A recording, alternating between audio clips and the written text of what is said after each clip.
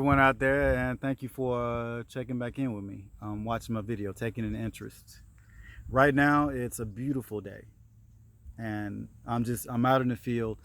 Check my view out. So I'm basically in a rice field, and I'm watching the birds fly by.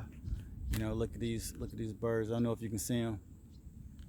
And just understanding nature, and letting it be as it is, and just being in the moment. These are ducks. Just really being in the moment. And and a lot of us don't do that. A lot of us get caught up in the push, go, go, go for life. Things, and just worrying about big things. Get this done.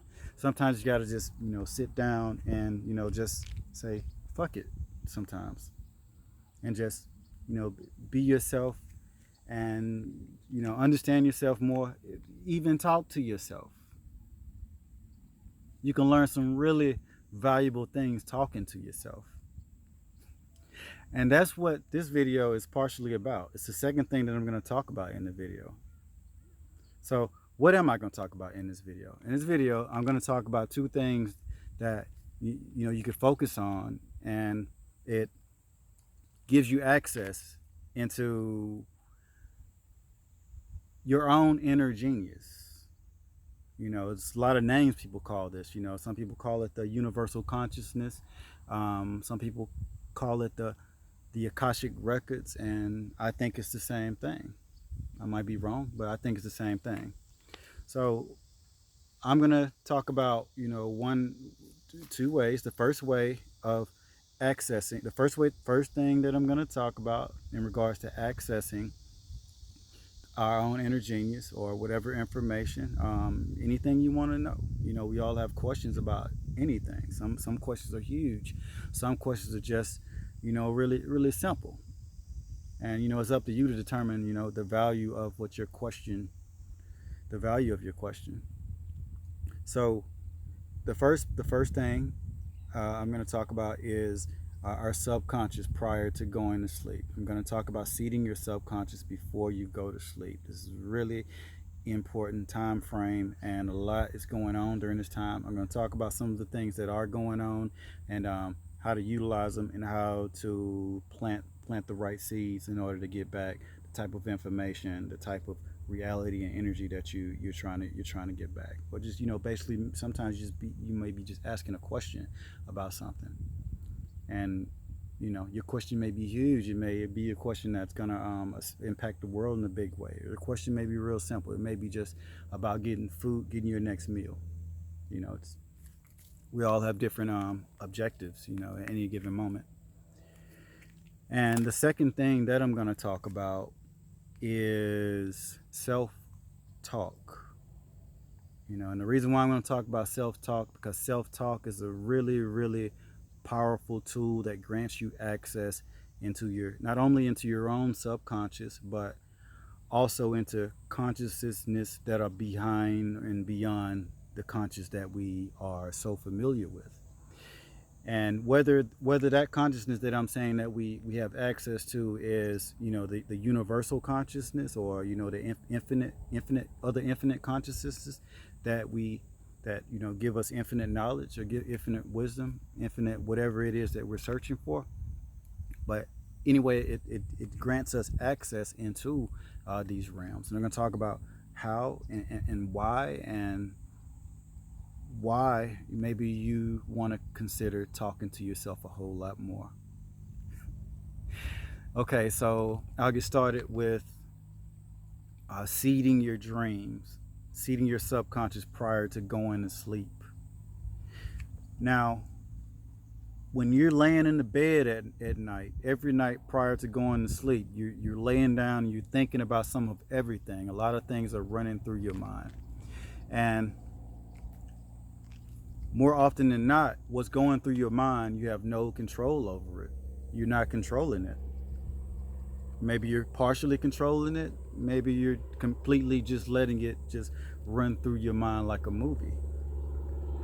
But this is a really important time and a really important window to take control of this, because This time frame is a real fertile ground for not only manifestation, but also getting answering questions that you may have about anything. And again, manifestation, planting seeds to get something that you want tomorrow, or on into the future. You know, so you really want to watch what's in your mind, because if something's really like not productive going on in your mind at that time, that's what it's going to do. It's going to plant seeds of non-productivity. And you know who needs non-productivity? Everyone's trying to get the most out of life, right? So during this time, why not focus on really positive, powerful, fulfilling things, such as your hopes, your wishes, your dreams, your prayers, your desires. And hopefully these aren't just self-serving things. Hopefully they're things that are going to just that can make a really huge impact on everyone, which would ultimately have a really positive and beautiful impact on you. So during this time, you really want to watch what you think and really control, what you think. And a lot of people who in the circles of who understand and who try to learn about what the Akashic records is. A lot of people, like, not a lot of people, myself.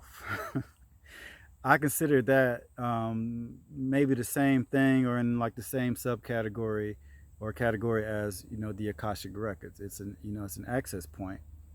And this what I'm basically telling you and talking about is basically a modality, to our our higher consciousness, our higher self, the super consciousness, the cosmic consciousness.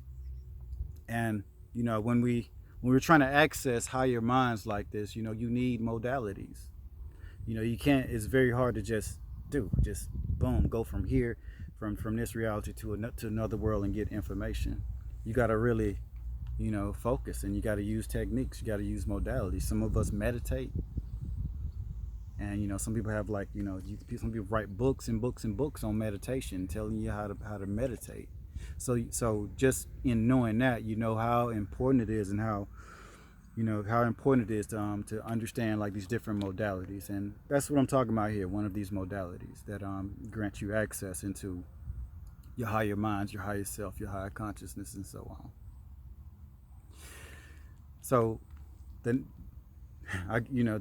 the take home message on that, I guess the point that I'm the main thing I'm trying to talk about and focus on here is just basically really pay attention to what you put in your mind during that time, because you could be asking, really, if you like me, I ask questions. I ask big questions sometimes. Sometimes it's just about putting food on the table tomorrow. I may ask a question like that, or sometimes even just what's the best food to put on my plate for tomorrow that'll get me the most benefit out of tomorrow. Just again, those little things that we don't really we focus on, like the big atomic bombs, and instead of focusing on these little small things that's going to take us from point to point to point. They're huge. They're huge. If you shouldn't underestimate these things. So yeah, I'll just go to the second thing, and I'll finish this off. The second thing is self-talk. Self-talk is really, really powerful tool. I just talked about thoughts, basically thoughts. Seeds, planting seeds. The seeds that grow into thoughts. Well, they grow into thoughts among other things. But I just talked about basically thoughts, and thoughts are not idle. Thoughts, anything you think about, it leaves your mind and it turns into something. Your thoughts don't just stay in your head.